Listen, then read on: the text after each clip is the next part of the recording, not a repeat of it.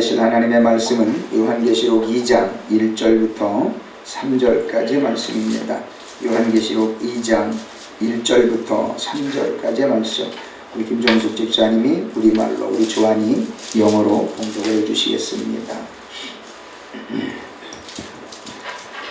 봉독하겠습니다. 에베소 교회의 사자에게 편지하라. 오른손에 있는 7뼈를 붙잡고 7 금 촛대 사이를 거니시는 이가 이르시되, 내가 내 행위와 수고와 내 인내를 알고 또 악한 자들을 용납하지 아니한 것과 자칭 사도라 하되 아닌 자들을 시험하여 그의 거짓된 것을 내가 드러낸 것과 또 내가 참고 내 이름을 위하여 견디고 게으르지 아니한 것을 아노라. 아멘. A Bible reading, Revelation chapter 2 verse 1 to 3. To the angel of the church in Ephesus write, these are the words of him who holds the 7 stars in his right hand and walks among the 7 golden lampstands. I know your deeds, your hard work, and your perseverance. I know that you cannot tolerate wicked men, that you have tasted those who claim to be apostles but are not, and have found them false.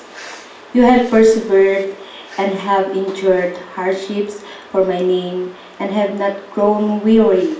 Amen. 아멘.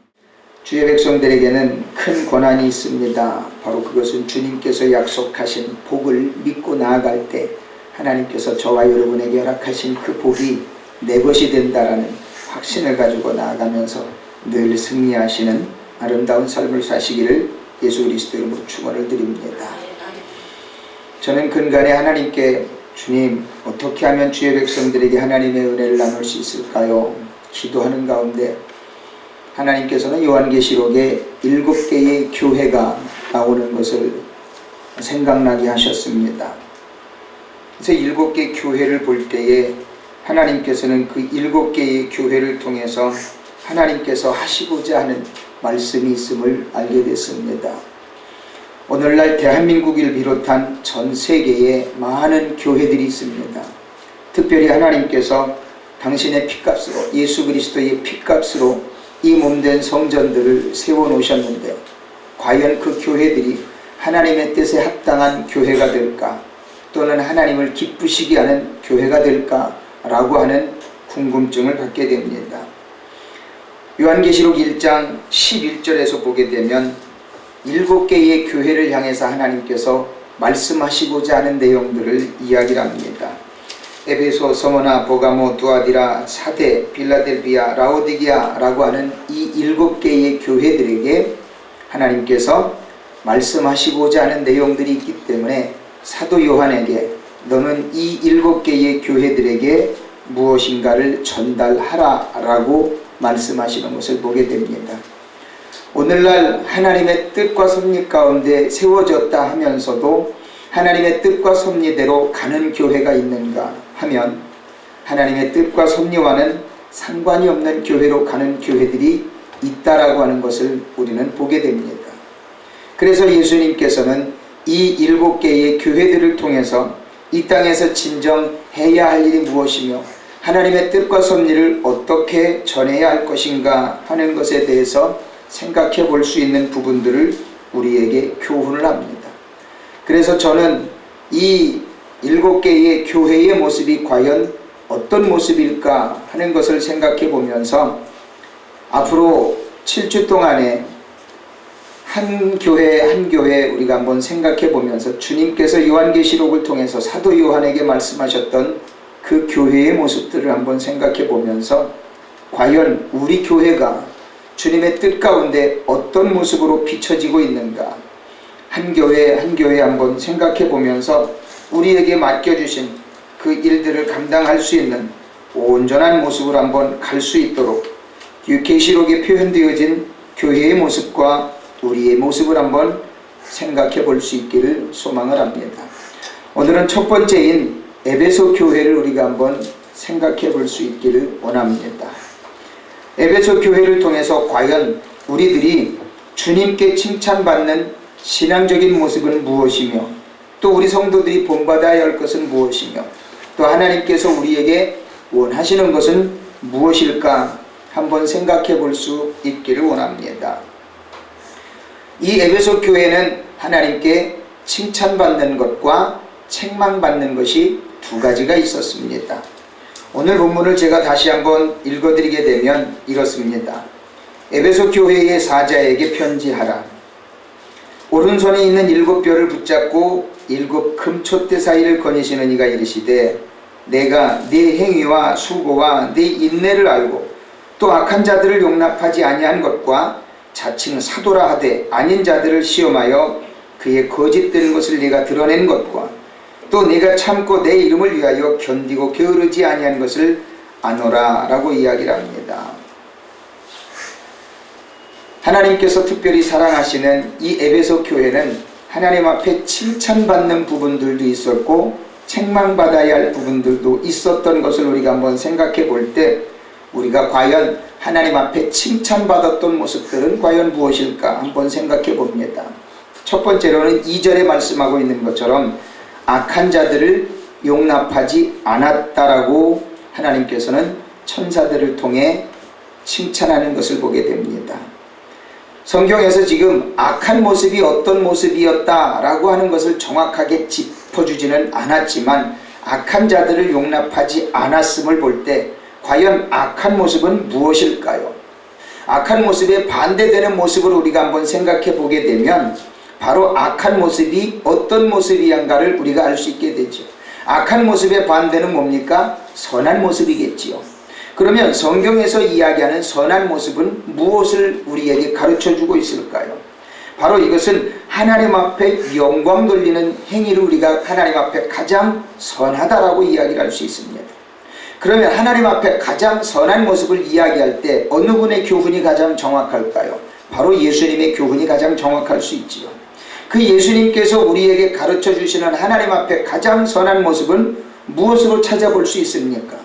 예수님께서 사역을 하실 때 가장 먼저 하셨던 설교가 무엇입니까? 바로 마태복음 5장에 나와 있는 산상보훈입니다. 이 산상수훈을 통해 보게 되면 마태복음 5장을 전체적으로 우리가 한번 생각해 볼 때 마태복음 1장부터 10절까지는 마태복음 5장 1절부터 10절까지는 팔복에 대해서 설명을 합니다. 8가지 복을 받아야 할 그 모습들을 예수님께서 하나하나 설명을 해 주시지요. 그러면서 11절과 12절에서는 이 팔복을 통해서 어떤 모습으로 신앙생활을 해야 될 것인가, 단순하게 팔복이 이거다라고 이야기만 해주신 것이 아니라 이 팔복을 행하는 동안에 우리에게 있어질 어떤 신앙적인 핍박이 분명하게 다가올 거다라고 이야기를 하십니다. 그러면서 11절과 12절을 통해서 이 신앙생활을, 팔복을 통해서 신앙생활을 해나가는 과정에 이러한 핍박과 어려움이 오게 되지만 기뻐함과 즐거워함으로 이것을 감당해라, 인내함으로 감당해라 라고 이야기를 하십니다. 그러면서 13절부터 15절까지는 이것을 행하는 이유는 뭐냐면 빛과 소금의 역할을 감당해야만 너희들이 하나님의 영광을 드러낼 수 있는 진정한 성도들이 될 수 있다라고 설명을 하십니다. 우리는 팔복이라고 하는 것에만 8가지 복받아야 할 일들에만 집중을 합니다. 그러나 우리가 분명히 기억해야 할 것은 그 8가지 복받을 행위를 해나가는 데 있어서 우리는 그것이 순조롭게만 이루어질 것은 아니라고 예수님께서도 예상하시면서 말씀하십니다.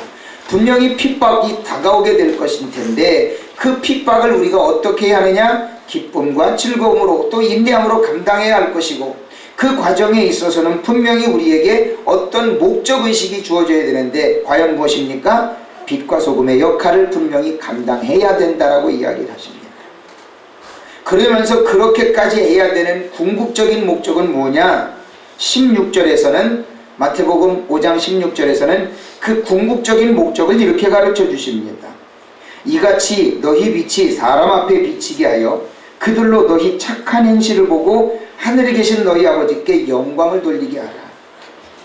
저와 여러분이 8가지의 복받을 행위를 해나가는 모든 과정에 있어서 어떤 어려운 조건들, 어려운 환경들을 이겨나가는 과정에서 선한 행실을 함으로 인하여 이 모든 것들을 통해서 믿지 않는 사람들이 우리를 볼 때 과연 하나님의 사람들은 이래서 하나님의 사람들이구나 라고 하는 것을 보고 스스로 하나님 앞에 영광 돌릴 수 있도록, 우리 믿음의 사람들이 칭찬받음으로 인하여 하나님 앞에 영광 돌릴 수 있도록 선한 행실을 하라라고 예수님께서는 직접적으로 가르쳐 주십니다. 때문에 사랑하는 성도들이요, 교회 안에서의 악한 행실은 무엇을 이야기합니까? 하나님 앞에 영광 돌리지 못하게 하는 일들, 이 모든 일들을 통틀어서 악한 행실이라고 이야기를 합니다. 선한 행실은 무엇을 이야기합니까? 우리가 할 수 있는 모든 일들을 통해서 하나님의 영광이 드러날 수 있게 하는 일들, 이것이 바로 선한 행실이라고 하는 겁니다. 때문에 사도 바울도 디모데를, 영적인 후계자인 디모데에게 교회 안에서의 진정한 선한 행실이 뭐냐라고 하는 것에 대해서 가르쳐 줄 때, 너는 앞으로 너에게 주어지는 하나님의 백성들, 즉 성도들을 향해서 교육을 할 때 이렇게 교육을 하라 라고 가르쳐 줍니다. 그 내용이 디모데전서 6장 17절부터 19절까지는 이렇게 표현되어져 있습니다. 네가 이 세대에서 부한 자들을 명하여 마음을 높이지 말고 정함이 없는 재물에 소망을 두지 말고 오직 우리에게 모든 것을 후히 주사 누리게 하시는 하나님께 두며 선을 행하고 선한 사업을 많이 하고 나누어 주기를 좋아하며 너그러운 자가 되게 하라. 이것이 장래에 자기를 위하여 좋은 터를 쌓아 참된 생명을 취하는 것이니라 라고 사도 바울은 디모데에게 가르쳐 줍니다. 돈이 많다고 교만할 것이 아니라, 자기가 형통했다고 해서 자기 마음이 높아질 것이 아니라, 항상 선한 일을 통해서 하나님의 사랑을 전하기 위하여 나누어 주기를 좋아하고 베풀기를 좋아하는 그런 선한 일을 해야만 하나님께서 영광 받으시게 되고 그 성도들을 통하여 많은 이들에게 하나님의 사랑을 전할 수 있을 것을 이야기해 주고 있는 것을 보게 됩니다. 돈 좀 있다고, 가진 것 좀 있다고 교만해지기 시작하면 그들로 인하여 하나님의 영광은 오히려 가려지게 된다라고 하는 겁니다. 바로 이것이 우리가 신앙생활을 해나가는 과정에 있어서 가장 경계해야 할 귀한 것임을 우리는 분명히 보게 됩니다. 또한 하나님의 백성들이라면 늘 어느 곳에서든지 본을 보이는 삶을 살아야 된다라고 하는 것을 교훈합니다. 디도서 2장 6절부터 8절까지도 이렇게 우리에게 교훈을 합니다. 너는 이와 같이 젊은 남자들을 신중하도록 권면하되 범사에 네 자신이 선한 일에 본을 보이며 교훈에 부패하지 아니함과 단정함과 책망할 것이 없는 바른 말을 하게 하라. 이는 대적하는 자로 하여금 부끄러워 우리를 악하다 할 것이 없게 하려 함이라 말씀합니다. 하는 일마다 비평이요 비판이요 꼬집고 잘못된 것만 짚어낸다면 어느 누가 저와 여러분들을 좋아하다 이르겠습니까? 늘 칭찬해주고 기뻐하고 감사하면서 하나님께서 우리에게 주시고자 하는 많은 것들을 온전하게 나누기 위한 이 선한 행실을 보여줄 때에 하나님은 우리 믿음의 백성들을 통해서 역시 예수 믿는 사람들은, 교회 다니는 사람들은 이래서 좋구나라고 하는 것을 내 몸과 마음으로 모든 것으로 보여질 때 이것이 바로 직접적인 전도에 있어서 가장 효과적인 모습임을 우리는 분명히 사랑하는 이웃들에게 보여줄 수 있는 것이라고 하는 사실입니다. 또한 선한 행실은 우리에게 무엇을 이야기합니까? 육적인 즉 육체적인 절제의 삶을 스스로 보여주는 것을 이야기합니다.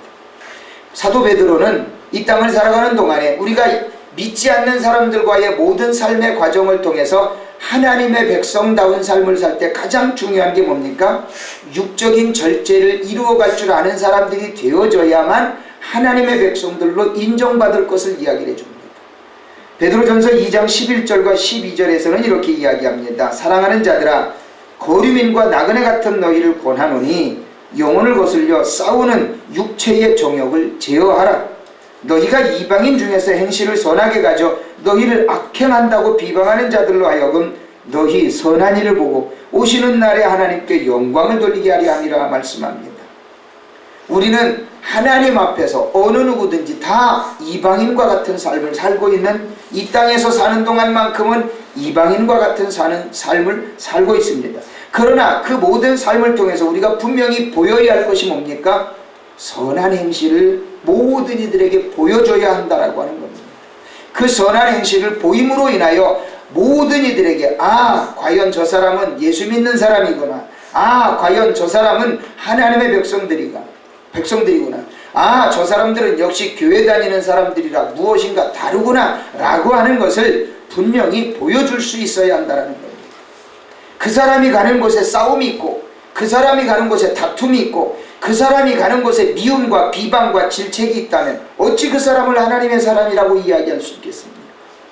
하나님의 사람이 있는 곳에는 늘 사랑이 넘치고, 그 사람이 있는 곳에서는 늘 싸우는 자리가 화목의 자리가 되어지고, 늘 비방하고 질책하는 자리가 서로를 칭찬하는 자리가 되어져야만 과연 하나님의 백성들이구나 라고 하는 것을 알릴 수 있는 귀한 삶이 아니겠습니까? 바로 이것이 하나님께서 우리에게 원하는 선한 삶임은 우리가 분명하게 깨달아 알고, 우리 교회 안에서 악한 자들을 용납하지 않는 에베소 교회같이 선한 일로만 모든 이들을 감싸주고 돌보아주는 아름다운 삶의 모습이 있기를 예수 그리스도 이름으로 축원을 드립니다. 두 번째, 에베소 교회가 칭찬받았던 이유는 뭐냐면 거짓 사도들을 밝혀내고 제거해냈다라고 하는 겁니다. 여기서 이야기하는 거짓 사도들은 무엇을 이야기합니까? 내가 하나님의 종이다 라고 하면서 하나님의 백성들을 마음 아프게 하고, 내가 하나님의 종이다 라고 이야기하면서 예수 그리스도를 부인하면서 자기 배만 채우려고 하는 자들, 이러한 자들을 영적으로 분별해내서 걸러냈다라고 하는 겁니다.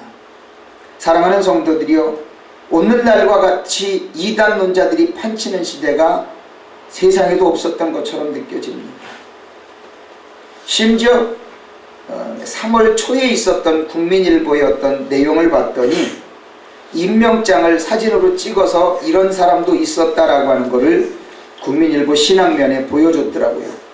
봤더니 거기에는 임명장을 주는데 임명장을 수여하는 자가 맨 아래에 쓰여 있기를 보혜사 김아무개 그러면서 임명장을 줬더라고요. 자기가 보혜사 김아무개라고 하는 건 뭘 이야기합니까? 자기가 하나님이라고 하는 이야기예요. 세상에 기독교계 내에서 이름 있다라고 하는 사람이 자기가 보혜사라고 이야기하면서 김아무개라고 임명장을 줬어요. 이게 있을 만한 일입니까? 자기가 하나님입니까? 자기가 보혜사 성령입니까?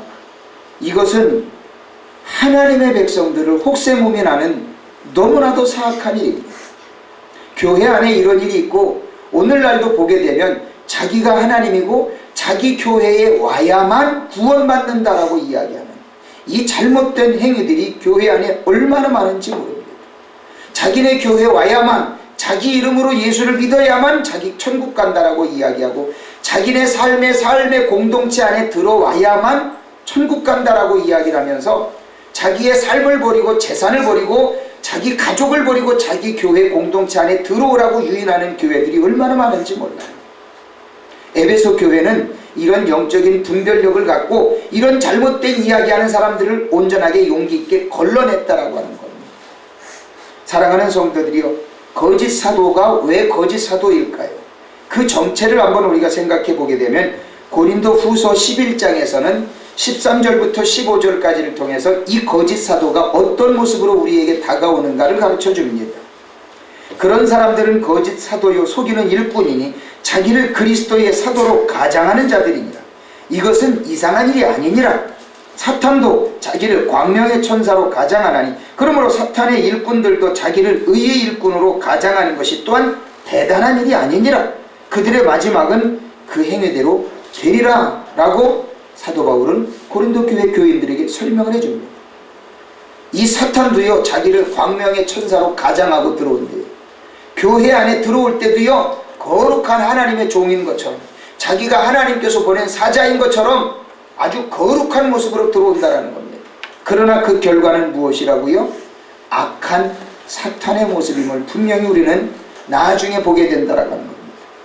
마치 양의 탈을 쓴 이리 마냥 우리 교회 안에 분명히 들어오게 된다라고 하는 것을 이 사도 바울은 이야기를 해줍니다. 때문에 우리는 영적인 분별력을 갖고 이 모든 것들을 분별할 수 있어야 된다라고 하는 겁니다. 사도 요한은 요한일서 4장 1절부터 6절까지를 통해서 이 분별력을 어떻게 가져야 될 것인가 하는 것에 대해서 자세히 가르쳐 줍니다. 성경을 찾으실 수 있는 분들은 빨리 한번 찾아보셔요. 요한일서 4장 1절부터 6절까지는 이야기를 하는데 이 영적인 분별력을 어떻게 가져야 되느냐라고 하는 것에 대해서 가르쳐줍니다. 요한일서 4장 1절부터 6절까지 사랑하는 자들아 영을 다 믿지 말고 오직 영들이 하나님께 속하였나 분별하라. 많은 거짓 선지자가 세상에 나왔음이라.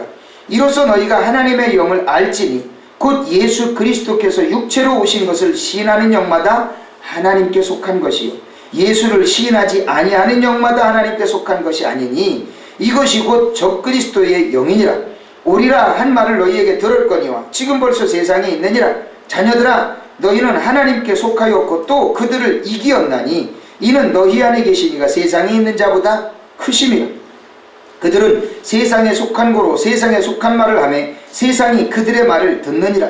우리는 하나님께 속하였으니 하나님을 아는 자는 우리의 말을 듣고 하나님께 속하지 아니한 자는 우리의 말을 듣지 아니하나니 진리의 영과 미혹의 영을 이로써 아느니라. 아멘. 하나님께 속하다 하는 영들을 우리는 분명히 분별할 수 있어야 돼요. 그 분별할 수 있는 가장 기본적인 원리가 뭐라고요? 하나님의 일을 한다고 하는 사람이 예수님을 인정하냐 안 하냐 그것만 가지고도 우리는 분명히 분별할 수 있다라고 하는 겁니다. 그러나 많은 사람들은 성경의 여러 부분들을 다 짜집게 해줘가면서 가르쳐주면서 봐라 이것이 나를 증거하는 거 아니냐라고 이야기하면서 자기 자신을 신격화합니다. 그런 사람들은 성경의 모든 부분을 하나하나 단어 하나 문장 하나하나를 다 자기들에게 맞게끔 다 찾아다가 구슬 꿰듯이 꿰어서 자기 자신을 높이는데 적용을 시킵니다. 그래서 자기네 교회에 와야만 구원받고 자기를 믿어야만 구원받는답니다. 그러면서 자기를 예수님이요 보혜사요 성령님이요 하나님이라고 꿰어 맞춥니다. 그런데 세상에 속한 사람들은 이런 말에 속아 넘어갑니다. 바로 요한일서 4장에서 이야기해 주는 게 바로 그거예요. 세상에 속한 사람들은 이런 말을 듣고 따라간대요. 그러나 하나님에 속한 사람들은 이런 말을 절대 듣지 않는다라고 하는 거예요. 이것이 바로 영을 분별할 수 있는 키포인트라고 하는 겁니다. 때문에 사랑하는 성도들이요 어느 누가 와서 자기가 하나님이라고 이야기할 때 절대 속지 마십시오. 이단론자들의 가장 큰 표적은 뭐냐면 안 믿는 사람을 전도하는 것이 아니라 믿는 사람을 표적으로 삼습니다. 때문에 믿는 사람에게 와가지고 우리 교회 와서 성경 공부 한번 해볼래? 아니면 멋있는 카페 가서 우리 성경 공부 우리끼리 한번 해볼래? 라고 하는 사람들은 100%입니다. 이단론자들입니다. 믿는 사람들을 유혹하기 위하여 특별히 교육받고 믿는 사람들에게 와서 성경 공부하자고 유혹하는 잘못된 무리들입니다. 여러분들 주변에 그런 사람들이 있지요. 그런 사람들에게 절대 동조하지 마십시오. 왜 믿는 사람에게 와서 성경 공부하자고 꼬십니까? 자기들의 논리를 자랑하고 자기들의 논리를 적용하면서 유혹하기 위하여 그렇게 한다라고 하는 겁니다. 때문에 내가 예수 믿는 거 알면서 내가 교회 다니는 거 알면서 성경 공부하자고 와서 유혹하는 사람들 100% 거절하십시오. 그들이 진정한 이단론자들이요 이단 논리에 빠져있는 잘못된 사람들이라는 것을 분명하게 하시기 바랍니다. 요한 2서에서는요 그런 사람들과 절대 교제도 하지 말라고 이야기를 합니다. 한번 볼까요? 요한 2서 1장 7절부터 11절까지는 우리에게 이렇게 가르쳐 줍니다. 요한 2서 1장 7절부터 11절에 미혹하는 자가 세상에 많이 왔나니 이는 예수 그리스도께서 육체로 오심을 부인하는 자라. 이런 자가 미혹하는 자요 적그리스도니 너희는 스스로 삼가 우리가 일한 것을 잃지 말고 오직 온전한 상을 받으라. 지나쳐 그리스도의 교훈 안에 거하지 아니하는 자는 다 하나님을 모시지 못하되 교훈 안에 거하는 그 사람은 아버지와 아들을 모시느니라. 누구든지 이 교훈을 가지지 않고 너희에게 나아가거든 어떻게 하라고요? 그를 집에 들이지도 말고 인사도 하지 말라. 다시 한번 말씀합니다. 누구든지 이 교훈, 어떤 교훈? 예수 그리스도를 인정하는 교훈을 가지지 않고 너희에게 나아가거든 그를 집에 들이지도 말고 인사도 하지 말라. 그에게 인사하는 자는 그 악한 일에 참여하는 자임이니라. 사도 요한이 왜 이것을 이야기하느냐면 그에게 인사하는 자는 뭐예요? 그가 가지고 온 잘못된 교훈을 인정하기 위한 첫 단계라고 하는 겁니다. 애초부터 잘라내야 된다는 겁니다. 나 너를 인정하지 않아. 네가 예수 그리스도를 부인하는 이 잘못된 교리를 가지고 온 것 난 인정하고 싶지 않아. 내 집에 들어오지 마. 나와 인사도 하지 마. 단호하게 끊으라는 겁니다. 그 사람들은 어떻게 이야기합니까?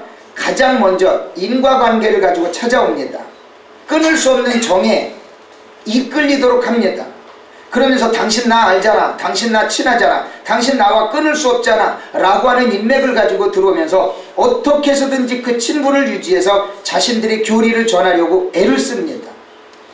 때문에 사도 요한은 이런 것에서부터 지지 말고 단호하게 끊어내라고 이야기합니다. 집에 들이지도 말고 인사도 하지 말라는 겁니다.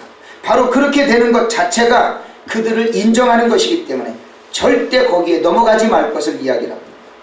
여러분들 주변에도 보면 인정 때문에, 인맥 때문에 찾아와서 우리 함께 성경 공부하자고 이야기하는 사람들 간혹가다 있지요. 절대 속아 넘어가지 말라는 겁니다. 인사도 하지 말고 집에 들이지도 말라는 겁니다. 바로 이것이 저와 여러분의 신앙을 지켜가는 진정한 방법이고 아름다운 결단력임을 우리에게 가르쳐 줍니다. 때문에 저와 여러분들이 늘 경계해야 되면서 여러분의 신앙을 스스로 점검할 수 있는 방법이 뭡니까? 에베소서 5장 5절부터 10절까지를 통해서 내 신앙을 스스로 점검하며 나아갈 것을 이야기합니다.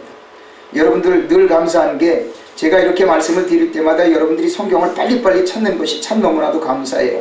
이것이 여러분들이 좀 훈련이 되어지면요, 여러분들이 수시로 찾아가면서 하나님의 말씀을 찾아가면서 여러분들이 계속해서 말씀을 눈으로 확인하는 습관을 가지게 되면요, 여러분들에게는 굉장히 도움이 돼요. 10년 20년 다니면서도 성경 어디에 어떤 부분이 있는지를 모른다면 참 부끄러운 일 아니겠습니까? 여러분들 제가 하나님의 말씀을 전할 때마다 수시로 찾아가면서 여러분들이 확인하는 모습이 참 너무나도 감사해요. 에베소서 5장 5절부터 10절까지는 내 신앙을 스스로 점검해야 되는 모습을 이렇게 가르쳐 줍니다. 너희도 정녕 이것을 알거니와 음행하는 자나 더러운 자나 탐하는 자 곧 우상 숭배자는 다 그리스도와 하나님 나라에서 기업을 얻지 못하리니 누구든지 헛된 말로 너희를 속이지 못하게 하라. 다시 한번요, 누구든지 헛된 말로 너희를 속이지 못하게 하라. 이건 뭘 이야기합니까? 내 신앙이 그만큼 온전하게 준비되어져 있음을 보여줍니다. 이로 말미암아 하나님의 진노가 불순종의 아들들에게 임하나니 그러므로 그들과 함께하는 자가 되지 말라. 너희가 전에는 어둠이더니 이제는 주 안에서 빛이라. 빛의 자녀들처럼 행하라. 빛의 열매는 모든 착함과 의로움과 진실함에 있느니라. 주께 기쁘시게 할 것이 무엇인가 시험하여 보라. 여러분들 스스로가 신앙을 지키면서 하나님께서 기뻐하실 만한 행동이 무엇인가를 스스로 점검하는, 하나님 앞에 진실되게 준비되어지는 아름다운 심령들이 되어져야 될 것을 이 사도 바울은 에베소 교회 교인들에게 당부하고 있다라고 하는 겁니다. 때문에 사랑하는 성도들이요, 헛된 말에 나 스스로가 속아 넘어가지 않도록 나 스스로를 늘 점검하면서 하나님 앞에 기쁨 드릴 수 있는 진정한 삶의 모습이 무엇인가를 스스로 점검하면서 준비하는 아름다운 삶을 살 것을 이야기할 때 바로 이 에베소 교회 성도들은 바로 그런 모습 속에 주님 앞에 인정을 받았다라고 하는 겁니다. 저와 여러분들도 스스로 점검하면서 거짓 사도들에게 빠져들어가지 않는 진실된 성도들이 되시기를 예수 그리스도 이름으로 축원을 드립니다. 세 번째, 에베소 교회가 하나님 앞에 칭찬받은 모습이 있습니다. 바로 그것은 뭡니까? 3절에서 우리에게 가르쳐주고 있는 모습입니다. 오늘 본문 3절을 다 함께 크게 합독을 해볼까요? 요한계시록 2장 3절 함께 합독해 봅니다. 시작. 또 내가 참고 내 이름을 위하여 견디고 게으르지 아니하는 것을 아노라 라고 이야기합니다. 이 사도 요한은 에베소 교회를 향한 칭찬을 하나님께 받고 그 칭찬을 했던 첫 번째 이유는 뭐냐면 참고 인내하는 아름다운 모습을 하나님 앞에 보이면서, 세 번째 에베소 교회가 칭찬받았던 모습은 주님을 향한 열정을 가졌다라고 하는 겁니다. 참고 인내하면서 하나님의 영광을 위해서 온전하게 나아가면서 게으르지 않는 모습을 하나님 앞에 보였다라고 합니다. 신앙생활을 하다가 보면 가장 여러분들이 경계해야 될 부분이 뭐냐면 나 스스로가 타성에 젖어버려요. 이 정도 했으면, 이만하면, 이라고 하는 생각 속에 자기 스스로가 위안을 받습니다. 내가 이 정도 했는데, 내가 이 정도 신앙의 경력을 가지고 있는데, 나도 이만큼 신앙생활 했으면 하는 생각이 자기 스스로를 게으름에 빠지게 만듭니다. 나도 옛날에는 그만큼 충실했었어. 나도 옛날에는 그만큼 열정이 있었어. 라고 하는 모습으로 자기 스스로를 위안을 합니다. 나도 옛날에는 기도 어지간히 많이 했어. 나도 옛날에는 굉장히 충성했어. 라고 하는 모습으로 자기 스스로를 만족합니다. 이것은 무엇을 이야기합니까? 자기 신앙의 열정을 스스로 퇴보시키는 겁니다. 그러나 사도 요한은 하나님께 받은 은혜를 가지고 에베소 교회 성도들에게 칭찬하는 모습 속에 이러한 생각이 절대 그들에게는 없었다라고 하는 겁니다. 신앙적인 열정을 그들 스스로가 계속해서 추스려 나아갔다라고 하는 겁니다. 그 중에 첫 번째 모습이 뭡니까? 참고 인내하는 모습을 그들이 가졌다라고 하는 겁니다. 사랑하는 성도들이요, 우리가 신앙생활을 해 나가는 과정에 있어서는 참고 견디는 모습이 얼마나 우리에게 중요한지 모릅니다. 요한계시록 14장에서는요 하나님 앞에 칭찬받는 성도들이 마지막까지 적그리스도가 이 땅을 점령해서 우리의 삶을 온갖 핍박으로 몰아내고 예수 그리스도를 부인하지 않으면 안 될 만큼의 모든 환경으로 몰고 갔을 때에도 불구하고 우리가 끝까지 신앙을 지키는 모습을 이렇게 이야기를 합니다. 요한계시록 14장 9절부터 12절까지의 모습을 보게 되면 이렇게 이야기하죠. 또 다른 천사 곧 셋째가 그 뒤를 따라 큰 음성으로 이르되 만일 누구든지 짐승과 그의 우상에게 경배하고 이마에나 손에 표를 받으면 그도 하나님의 진노의 포도주를 마시리니 그 진노의 잔에 섞인 것이 없이 부은 포도주라. 거룩한 천사들 앞과 어린 양 앞에서 불과 유황으로 고난을 받으리니 그 고난의 연기가 세세토록 올라가리로다. 짐승과 그의 우상에게 경배하고 그의 이름표를 받는 자는 누구든지 밤낮 쉼을 얻지 못하리라 하더라. 성도들의 인내가 여기 있나니 그들은 하나님의 계명과 예수에 대한 믿음을 지키는 자니라. 편안할 때에도 우리의 신앙이 안주할 수 있는 환경이 됩니다. 핍박과 환난이 올 때는 우리의 신앙을 거부할 수 있는 신앙이 됩니다. 어떤 경우에서든지 우리의 신앙이 주님 앞에 바로 세워지고 예수 그리스도를 부인하지 않고 타성에 젖어 게으르지 않는 그런 삶으로 우리가 주님 앞에 나아갈 때에 우리는 하나님 앞에 칭찬받는 믿음이 될 수 있다는 겁니다. 편안하면 편안한 대로 예수 그리스도를 부인하고 핍박과 환난이 오면 올수록 오히려 그 환경을 핑계삼아 예수 그리스도를 부인한다면 그것처럼 어리석은 신앙이 어디 있겠습니까? 편하니까 나태해지고 핍박과 환난이 오니까 핑계삼아 예수를 부인할 때 하나님의 마음은 얼마나 아프겠습니까? 어떤 환경에서든지 참고 인내하면서 주님을 기쁘시게 하는 아름다운 삶으로 나아갈 때에 우리는 그 삶이 하나님 앞에 칭찬받는 삶이 됩니다. 야고보 선지자는요 믿음의 성도들에게 환난과 핍박이 올 때 인내해야 될 것을 가르쳐 줄 때 이러한 교훈으로 그들을 교훈합니다. 야고보서 5장 10절과 11절에서 보게 되면요 이 야고보 선지자는 믿음의 사람들이 주님 앞에 나아가 인내해야 할 것에 대해서 이렇게 이야기합니다. 야고보 5장 10절과 11절에 형제들아 주의 이름으로 말한 선지자들을 고난과 오래 참음의 본으로 삼으라. 보라 인내하는 자를 우리가 복되다 하나니 너희가 욥의 인내를 들었고 주께서 주신 결말을 보았거니와 주는 가장 자비하시고 긍휼히 여기시는 이시니라. 우리가 인내하기 위해서는 누구를 본받으라고요? 믿음의 선지자들을 본받으라는 겁니다. 우리 신앙의 선배들을 본받아서 그들이 주님 앞에 인내한 것처럼 저와 여러분들도 참고 인내하라. 그 중에 대표적인 사람이 누구였냐? 욥이지 않냐? 라고 야고보 선지자는 우리에게 가르쳐 줍니다.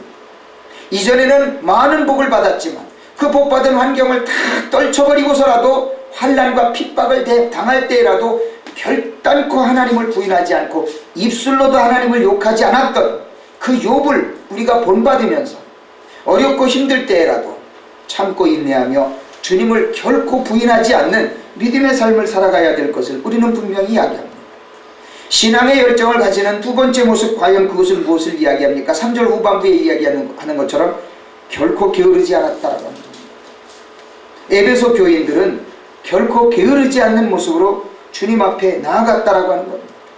우리의 신앙이 조금 좀 여유 있어지게 되고 조금 좀 한가해지게 되면 우리는 어떻게 됩니까? 신앙적인 타성에 젖어버려요. 게을러져요. 저는 지금도 생각하는 것들이 뭐냐면 대한민국 기독교가 한참 부흥하던 시대는요, 기도원마다 우리가 흔히 쓰는 말로 미어 터졌고요, 교회마다 새벽 기도 철야 예배 차고 넘쳤습니다. 저는 요새 목사님들이 좀 불러주셔서 부흥회를 자주 나가는데요, 가서 보면요, 부흥회라고 간판 걸어놓고 현수막 걸어놨는데 부흥회라고 해놓고 초청을 해놓고는 성도들이 없어요.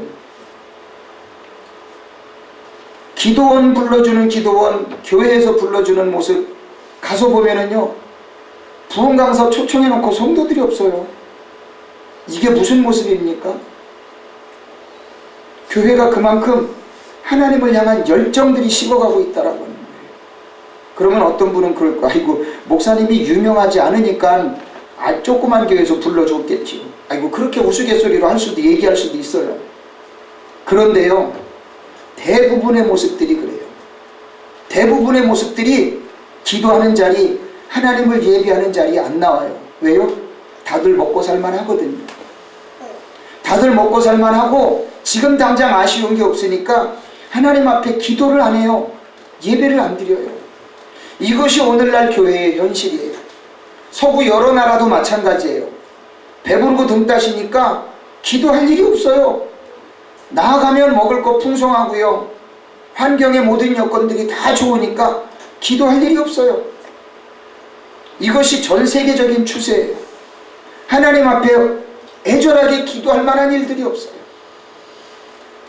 히브리 12장 1절로 3절에서는 우리가 이럴 때일수록 우리의 신앙적인 경계를 늦추지 말아야 될 것에 대해서 히브리 12장에서는 이렇게 이야기를 해줍니다.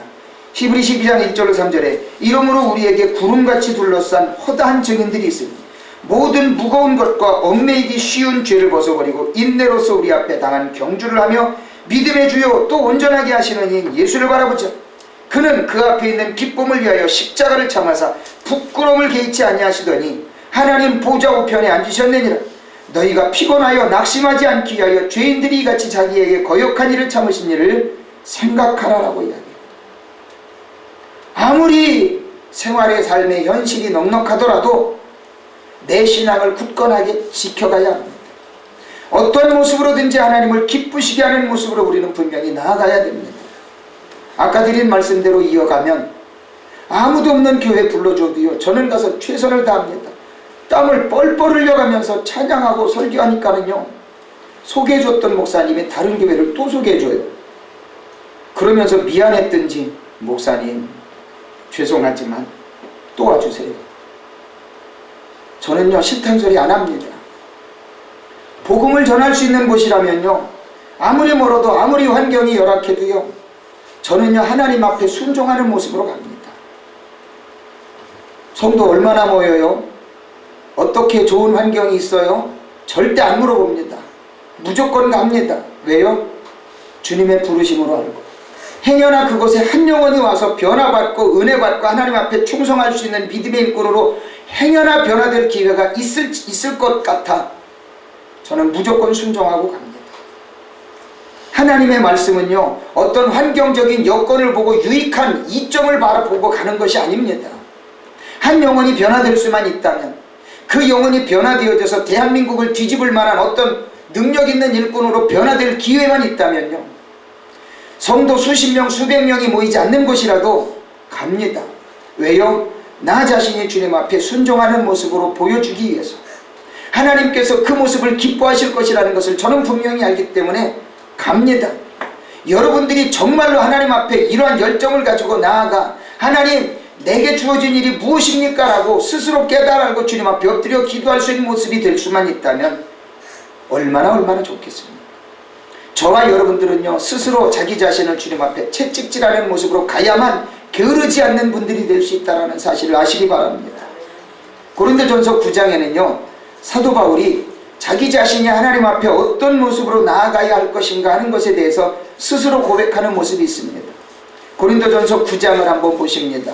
여러분들 빨리 찾을 수 있는 분들은 빨리 한번 찾아보시기 바랍니다. 고린도전서 9장 26절과 27절에서는 사도 바울이 모든 성도들에게 복음을 전하고 난 뒤에 자기 스스로를 점검하는 모습을 이렇게 이야기를 합니다. 고린도전서 9장 26절과 27절에 보게 되면 그러므로 나는 다름질하기를 양방 없는 것 같이 아니하고 싸우기를 호공을 치는 것 같이 아니하며 내가 내 몸을 쳐 복종하게 함은 내가 남에게 전파한 후에 자신이 도리어 버림을 당할까 두려워함이로다. 다시 한번 봅니다. 27절에 내가 내 몸을 쳐 복종하게 함은 자기 스스로를 쳐서 주님 앞에 복종시켰다라고 사도 바울은 이야기를 합니다. 좀 우스갯소리 한번 하면은 이래요.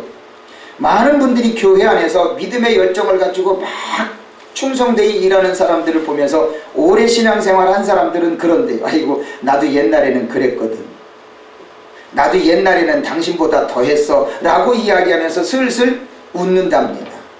이게 무엇을 이야기합니까? 자기 스스로를 주님 앞에 쳐서 복종시키지 못하는 사람들이 자기 자신을 합리화시키고 남들이 하는 신앙의 열정을 자기도 옛날에는 이만큼 했었다라고 하는 자기 자신을 합리화시키기 위한 웃음이라고 하는 거지. 사랑하는 성도들이요, 옛날에 그렇게 열정을 가졌으면 지금은 왜 못합니까? 자기 스스로를 주님 앞에 쳐서 복종시키지 못했기 때문에 자기 옛날의 모습만 그리워하면서 나도 옛날에 그랬거든 라고 이야기한다면 이거 얼마나 하나님 앞에 부끄러운 모습입니까? 그 사람에게 그렇게 이야기하면서 자기 자신을 합리화시켰을지라도 하나님 앞에 그 부끄러운 모습은 절대 감출 수 없는 모습이라고 하는 겁니다.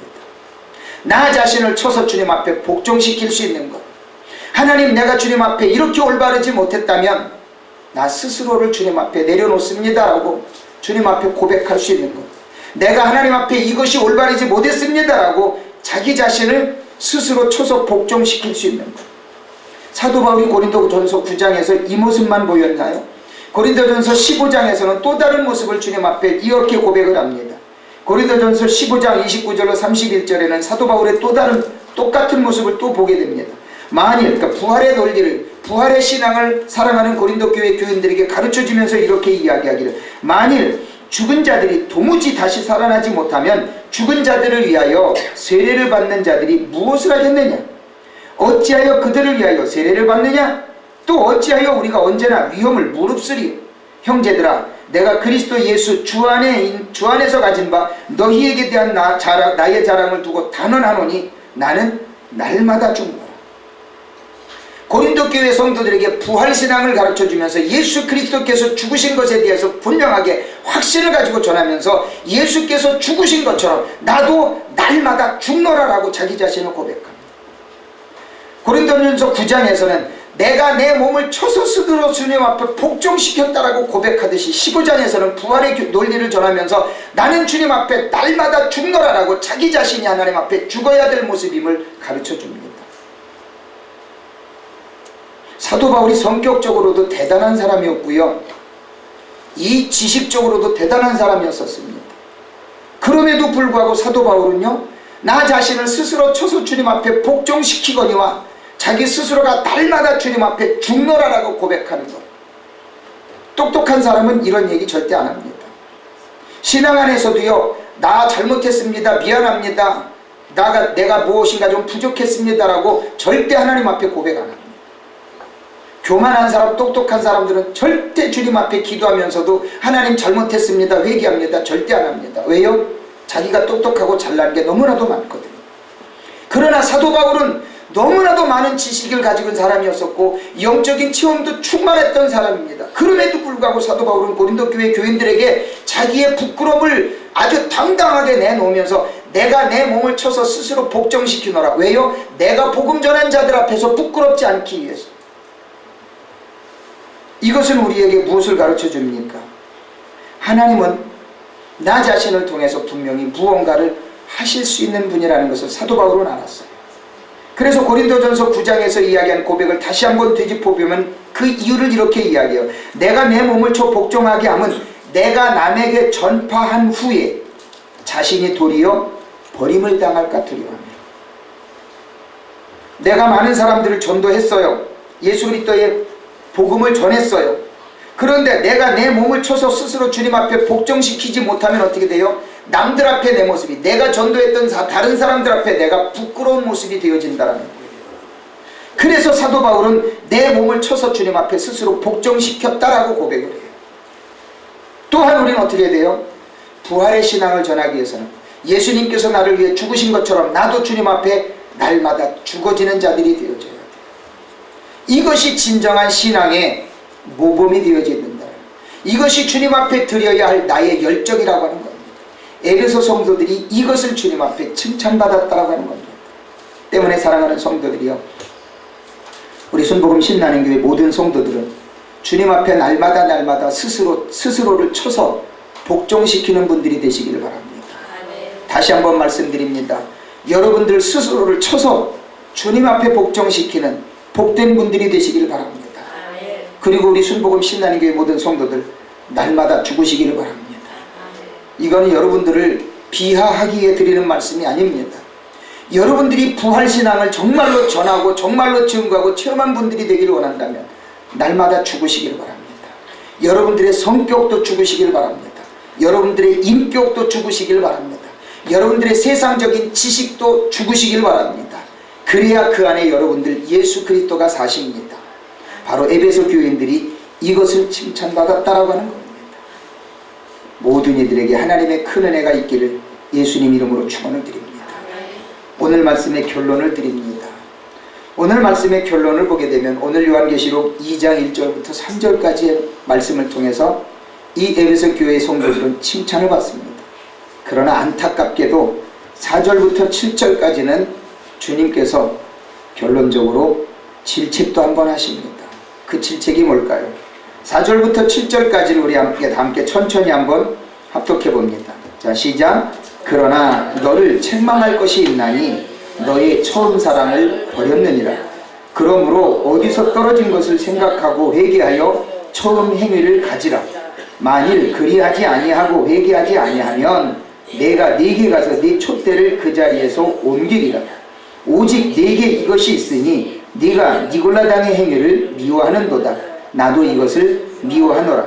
귀 있는 자는 성령이 교회들에게 하시는 말씀을 들을지어다. 이기는 그에게는 내가 하나님의 낙원에 있는 생명나무의 열매를 주어 먹게 하리라. 아멘. 에베소 교회가 칭찬만 받았다가 질책을 받았던 한 가지는 뭡니까? 처음 사랑을 버렸대요. 열정 있는 신앙을 잃어버렸다라고 하는 거예요. 하나님을 향한 열정을 식었던 부분을 이 하나님께서 에베소 교회 성도들에게는 이 부분을 질책합니다. 그런데 이 부분을 질책할 때 그 근본적인 원인을 찾아주셔요. 그 근본적인 원인이 뭐냐면 5절에 있어요. 5절을 보게 되면 이렇게 이야기하죠. 그 첫사랑을 잃어버린 이유를 가르쳐 줍니다. 5절 다시 한번 합독해 봅니다. 시작. 그러므로 어디서 떨어진 것을 생각하고 회개하여 처음 행위를 가지라. 여기서 어디서 떨어진 것을 생각하라라고 이야기하는데 한글 버전에서는 이렇게 어디서 떨어졌는지를 생각해 보라고 이야기하는데요. 이 이유를 여러분들은 이해하기가 좀 어려우시지요. 근데 영어 원문에서는 이렇게 이야기를 합니다. 그 원문에 대해서 이야기하기를 Remember the height from which you have fallen 이라고 이야기를 합니다. 이것을 직역을 하게 되면 영어를 직역을 하게 되면 이렇게 이야기를 해요. 네 신앙이 도태된 정도가 얼만큼인지 이해가 되십니까? 내가 신앙이 퇴보된 그 근본적인 원인과 그 척도가 얼만큼인지를 여러분들 스스로가 기억해 보라는 거예요. 다시 한번 말씀드립니다. Remember the height from which you have fallen. 내 신앙이 도태된 정도가 얼만큼인지 너 스스로 기억해 보라는 겁니다. 이것이 바로 내가 첫사랑을 잃어버리게 된 원인이라고 하는 거예요.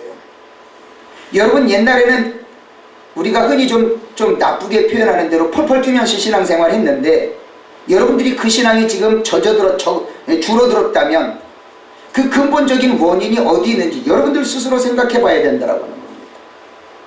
내가 옛날에는 뜨거웠는데, 내가 옛날에는 펄펄 날았는데 왜 지금은 왜 그럴까? 내가 왜 그 첫사랑을 잃어버렸을까? 그 열쇠는 여러분들 스스로가 가지고 있다고 하는 거예요. 에베소 교회 교인들에게 주님께서 가르쳐 주시는 그 근본적인 원인을 짚어주는 게 바로 거기에 있다고 하는 거예요. 너 옛날엔 뜨거웠다며. 너 옛날에는 그렇게 하나님께 칭찬받을 만큼 신앙생활 했다며. 근데 지금은 그 첫사랑을 왜 잃어버렸을까? 그 잃어버린 원인이 어디에 있는가? 너 스스로 생각해보고 그거를 기억해보라는 겁니다. 그렇지 않고 회개하지 않으면 하나님은 요한에게, 에베소 교회 성도들에게 뭐라고 이야기한다고요? 네가 받을 그 복의 촛대를 옮겨버린다는 겁니다. 이거 굉장히 중요한 부분입니다. 내 신앙이 주님 앞에 다시 한번 회복되어지지 못하면 내가 하나님 앞에 받아야 할 그 은혜의 촛대, 복받을 촛대를 주님은 다른 곳으로 옮겨가신다는 거예요. 내 신앙이 회복되어지지 않으면, 내 신앙의 열정이 주님 앞에 다시 드려지지 않으면 내가 받아야 할 그 은혜의 촛대, 내가 받아야 할 그 복받을 촛대, 주님은 다른 곳으로 옮겨가신다는 거예요. 다른 곳으로 옮겨질 때까지 여러분들은 아무런 조치도 안 하고 계시겠습니까? 열정을 회복하십시오. 그리고 주님 앞에 내 믿음을 회복하십시오. 아멘. 이럴 때는 아멘 좀 크게 하셔요.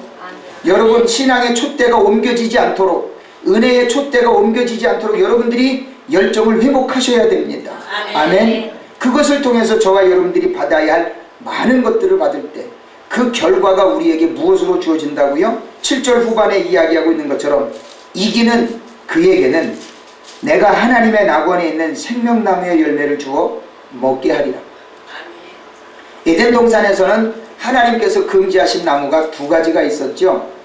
생명나무와 선악을 알게 하는 나무. 이 두 가지는 먹지 말라고 이야기를 했어요. 그런데 뱀은, 사탄은 아담과 하와를 무엇으로 유혹했습니까? 생명나무로 유혹한 것이 아니라 선악을 알게 하는 나무를 가지고 이거 따먹어봐 라고 유혹을 했어요. 선악을 알게 하는 나무의 열매를 먹어야만 생명에서부터 저주받는 역사가 있는 것을 이 사탄은 알았기 때문입니다. 그래서 선악을 알게 하는 나무의 열매를 먹음으로 인하여 생명나무에 접근도 못하게끔 만들어 놓은 겁니다.